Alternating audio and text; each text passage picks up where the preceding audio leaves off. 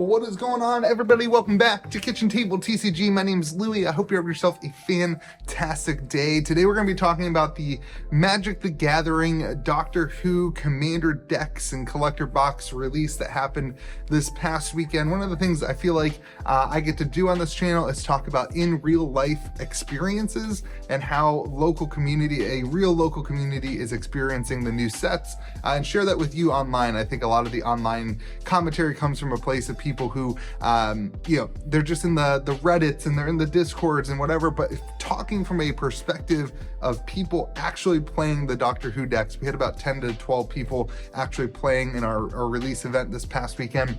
And we had people come into the store all weekend for the decks. So I want to talk about that a little bit, talk about Universes Beyond and the future of Magic, and what I kind of see happening as a result of what was really a strangely successful set release. I did not think that this one was going to go the way that it did. I chatted about that on the channel. There was basically zero interest from my local community on Doctor Who until release day. And for whatever reason, all of a sudden the doors kind of opened up on people seeing the cards and being interested in the game and interested in these decks. And so first off, I want to say this. The Commander decks performed way better than the collector boxes. I think we sold 1 or 2 collector boxes in store. Now, it was very heavily allocated, so that's not a big deal. We sold probably more online than we did in store, which is actually pretty typical for us. But I'm pretty much out of Commander decks, whereas I still have a case and a half or 2 of the collector boxes. And I didn't break down anything for singles because, frankly, I didn't have the time between when I received the product and Friday's release kind of schedule. And as things started heating up, I didn't take the time this weekend because the amount of people coming in just shocked me. There was people who, it felt like the Lord of the Rings thing. There were people who were coming in to pick up these decks that I had never seen before in store. I don't know if it's because Magic did a bunch of Facebook advertising and marketing for this in the Doctor Who community. I don't know if that's what kind of triggered that, or my gut tells me that there was a lot of people who were looking at some of the specific cards. I guess there's 2 different types of people. People who are just walking in probably came from that kind of newer Magic the Gatherings. This is their first time really getting in. A lot of people who play at the kitchen table came in to pick these up, probably because they like Doctor Who. But our local community, the conversation was all wrapping around the cards within the decks. And this is why that timey-wimey Commander deck is selling for $95 on TCG Player. We're doing 75, 75, 50, 50 for the Commander decks, because if we keep them all at 60, then they all kind of, we sit on most of them, and then the timey-wimey one will be the only one that sells.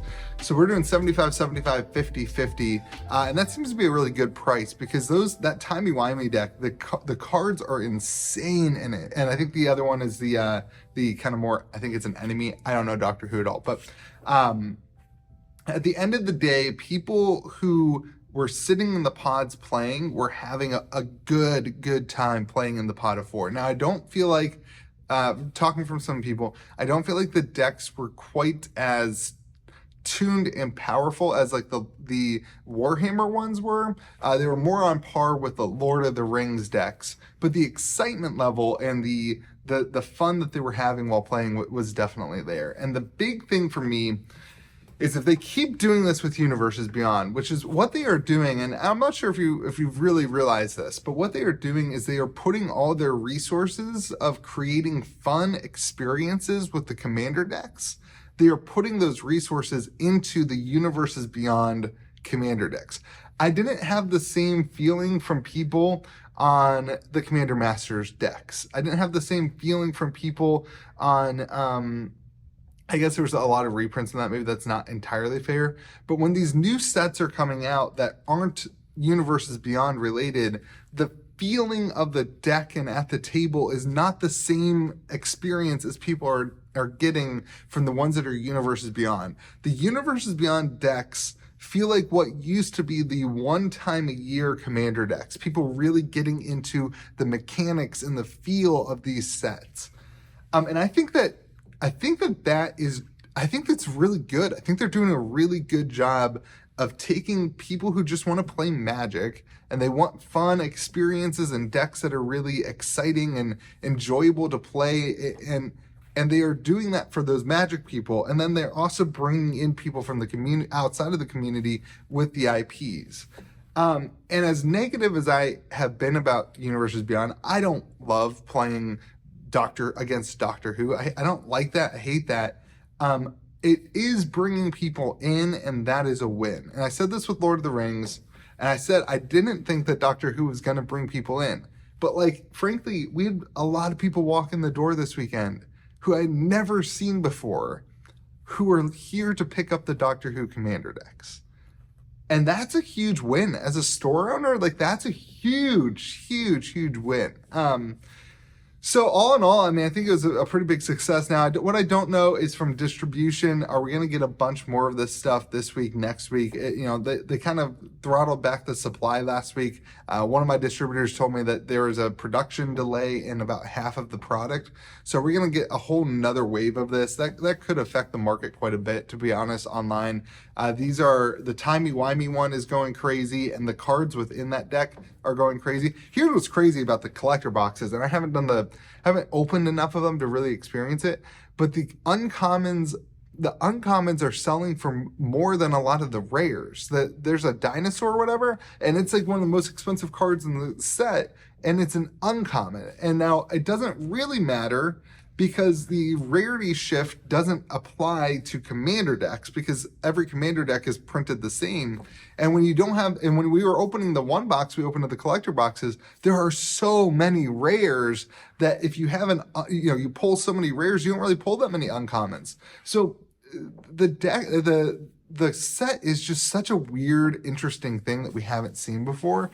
And I think that there's going to be some singles in this that really, really pop off. And it might not be the ones, I mean, Everybody Lives is definitely going to be the big one, but there might be some other ones that the supply of which are just going to be low, especially a dinosaur with a dinosaur set coming out after.